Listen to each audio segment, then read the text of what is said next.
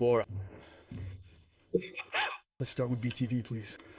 Hello, Jose Mourinho, good night. João Pasadinias directly to BTV. He enjoyed asking for his analysis of the game and looking at the initial choices he made for this match, what dynamics, and what he wants to print on the game to know how these results are, and these are the 3 important points. Thank you.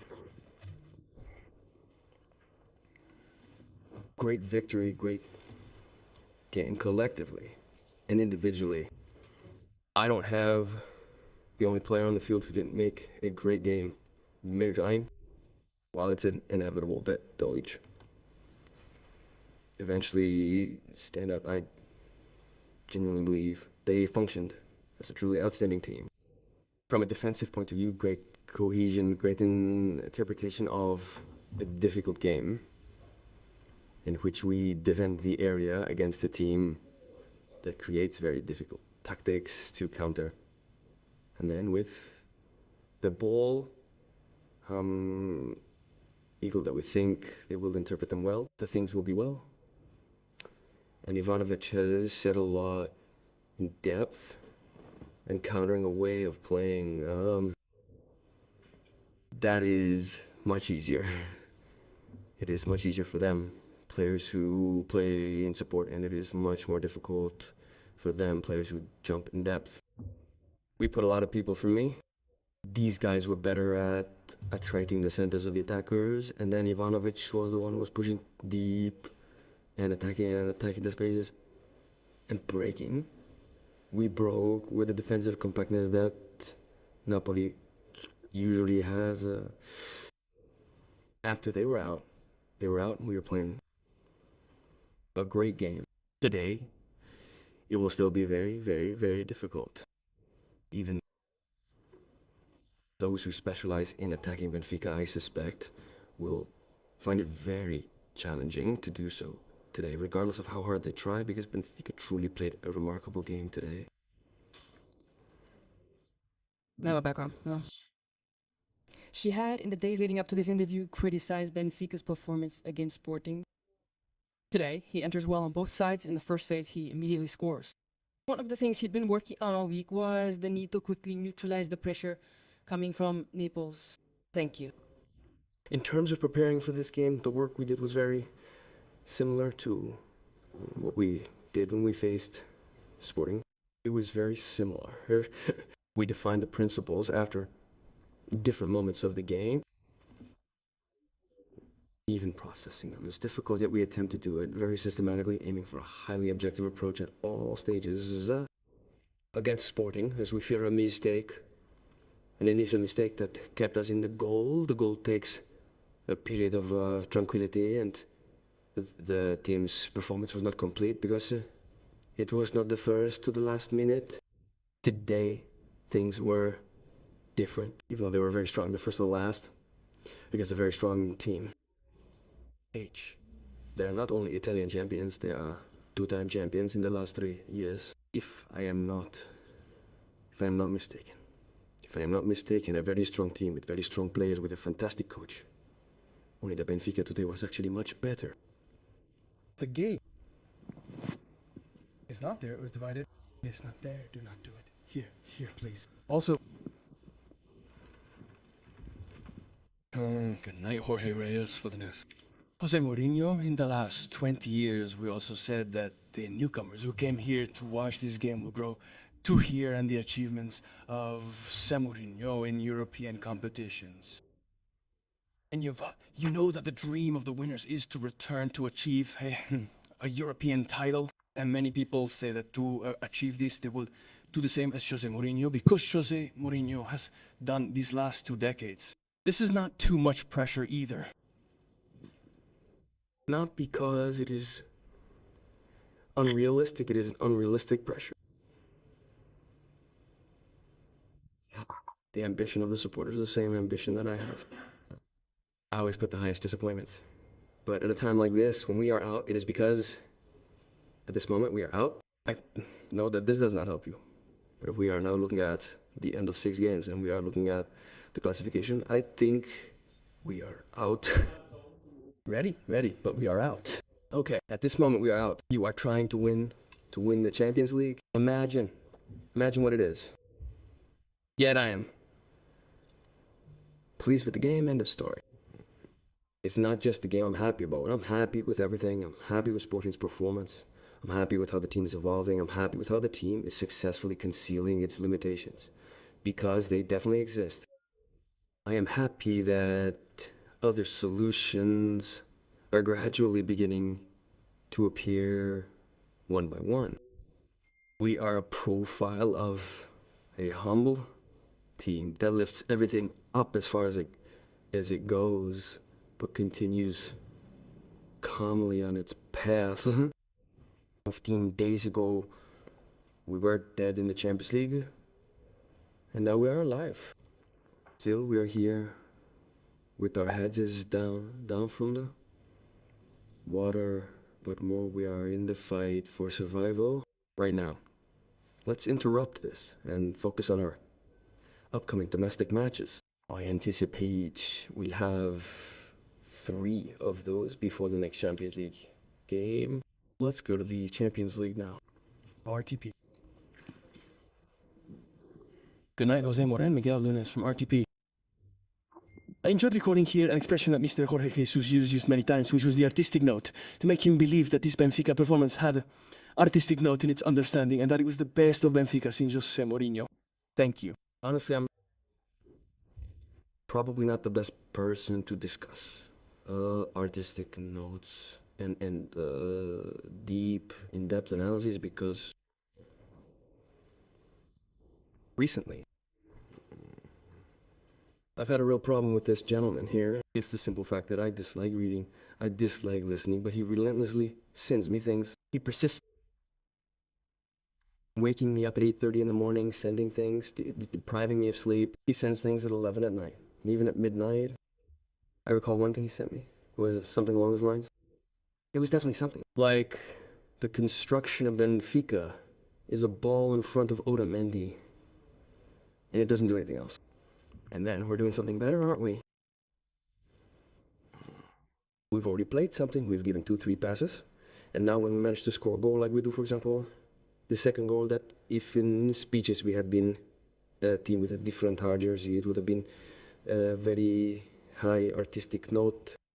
I'm not. Artistic notes for you, it's not for me. I'm happy with the victory. I'm happy with the individual performance, with the collective performance.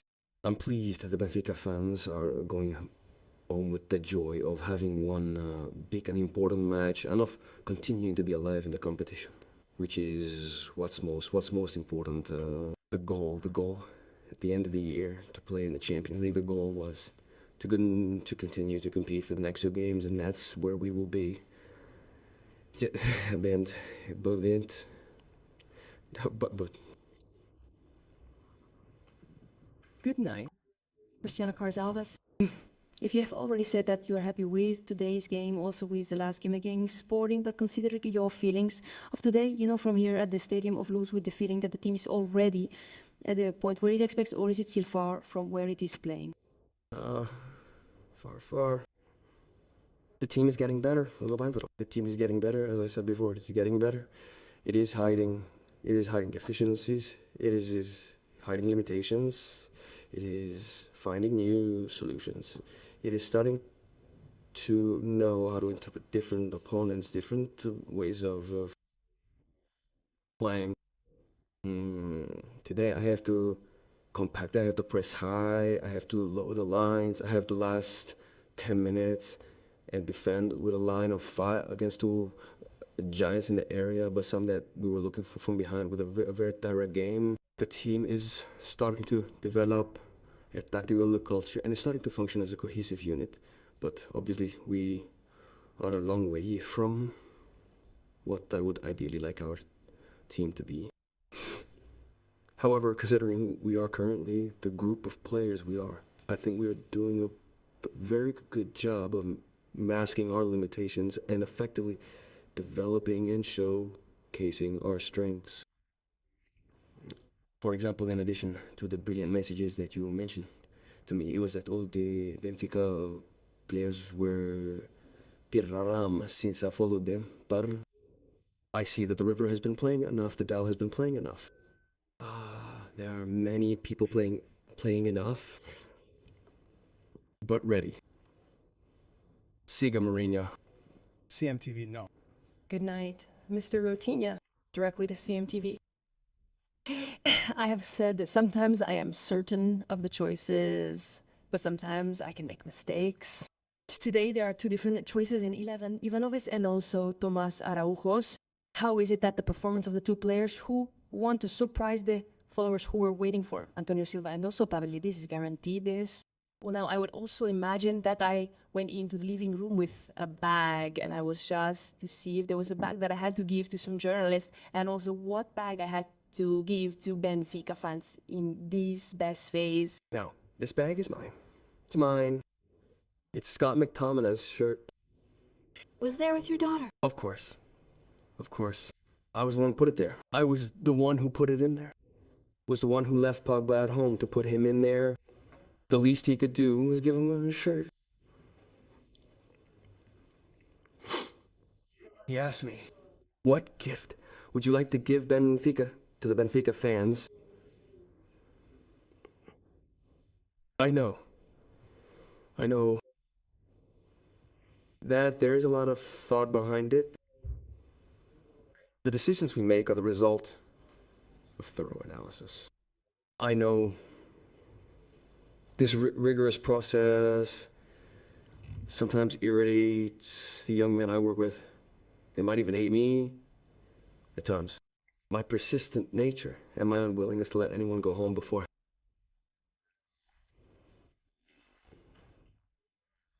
decisions are reached contribute.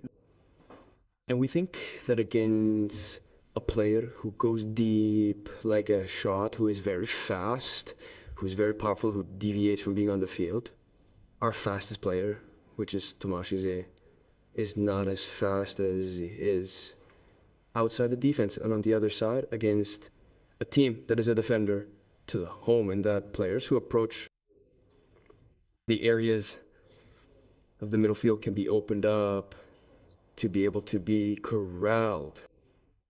Rather than having such a technically gifted player as Pavel suggests, it would have been better to have a player who sought to add depth and who sought to loosen a team that is normally very, very compact.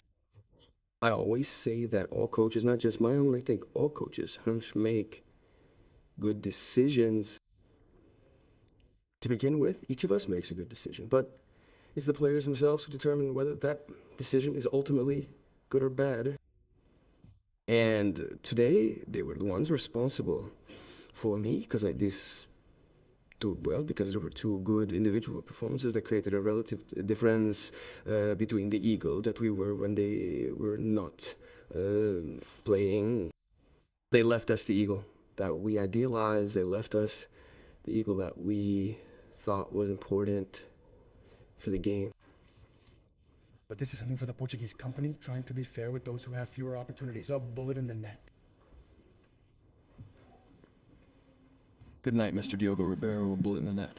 He emphasized how Benfica skillfully drew Naples' pressure, allowing them to subsequently exploit the open spaces available in the forward areas of the field.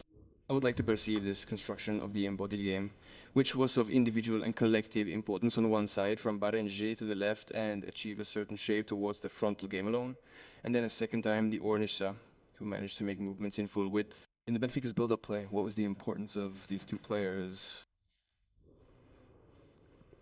You perceive the thing. Barbins, you perceive the thing. I can help you replace some of the subs who don't know anything. It's a great idea. Baranch's positioning creates a problem for them because they only have two middle players. They only play with Elmas and McToman. When Enzo opens,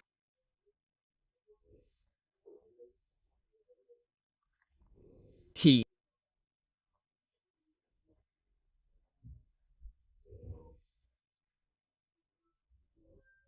starts.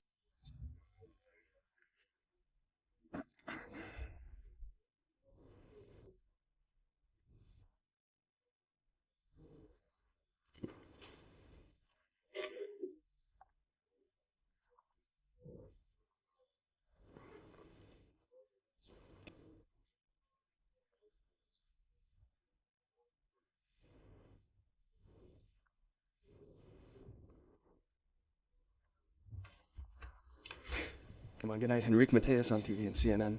Continuing here on the individual level, how is the evolution of Rios and Barreiro explained, who today have returned to appear in decision-making areas in a big game? I also think about their personalities. That it is not easy to be a Benfica player, and even more so, it is even easier to be a Benfica player at the moment than it is very easy to beat Benfica. And they took a lot of pity and demonstrated, first of all, that everything had the ability, the mental ability to deal with a lot of criticism, with a lot of offensive comments, which is why the player's ability is criticized. Now that this is here, it's the fulcrum of the matter, and it's the merit of them. Then it's the knowledge that we don't fear one of the others every time. I know the players every time, and they know themselves. And Rios is a player who needs to have a very wide range of action. If you restrict Rios' operational scope, you deprive him of one of his significant strengths. Tell Rios, you can't go here or you can't go there. It's very, very complicated. The thing we're afraid of saying is when Rios goes here, someone has to do this. When Rios goes there, someone has to do this. Right now, that partnership between Rios, Alonso, and Barreiro is delivering the balance we need, enabling Rios to perform at his best. He's a fantastic player, and this connection lets him show it. We're really benefiting from it. I can't beat him.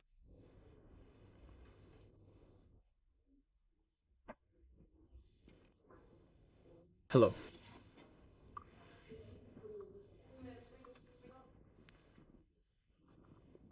If Scott McIntosh had been one of his players tonight, considering the affection he clearly has for the guy, what would he have said to him? He's too tired mentally, physically. Scott, was sad tonight because he lost. And that's what Scott is. And that's the nature of a winning player. The obvious loser is whoever was happy to chat with me for a mere 5 minutes. It's completely normal that a young man would be upset having lost. However, he's incredibly happy living in Naples. But winning as a foreigner, winning the best player of the last Italian championship is an absolutely fantastic thing. Scotland qualifies for the World Cup after more than 20 years. Scott is currently enjoying a very, very, very good moment.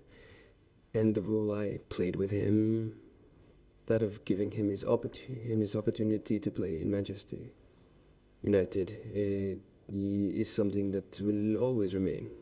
Doesn't actually. It's very difficult for you to give a player his debut and for there not to be a bond forever. These two guys today, Curtis and I, will be 70 years old and will remember that it was Mourinho who made him play, and a bond that will last forever. Scott and I talk often, but it's been a long time since we were together. Good evening, Mr. Antonio Corrado, Prima TV. You were talking about your team. You're still with its head underwater in this one, looking at the Champions League standings. Well, I remind you that the next match will be in Turin against Juventus, a team that you have often had, well, clashes with, and it would be nice to go and play the qualification match at Juventus home. I think that Juve are practically qualified. They won today. I told myself they won today points.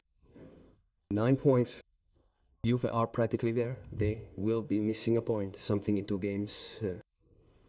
Their situation is obviously easier than ours.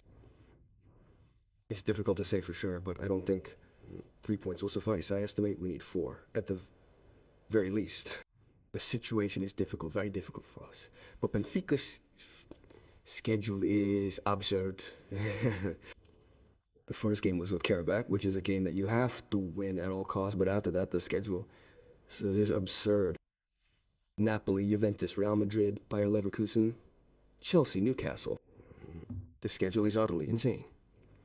But we're still alive. We were essentially dead 2 weeks ago and have managed to pick up 6 points from 2 victories, 2-0, which also means that we are in a slightly more balanced position in terms of goal difference. Let's see what happens. But in Turin it will obviously be tough because I have another very tough team. Hello, Mr. Antonio Russo for Radio CRC. I wanted to ask you first, I'll talk about ties. You have great ties with Italy, Serie A. Who will win the championship this year? Thank you. It's difficult, huh? It's difficult. Inter has huge potential with a top-class squad, and Napoli is similar.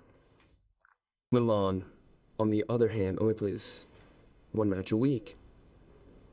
Yet, they have a fantastic coach, Max, who can train in a way Antonio and Christian can't because they have so many games to play. So many games.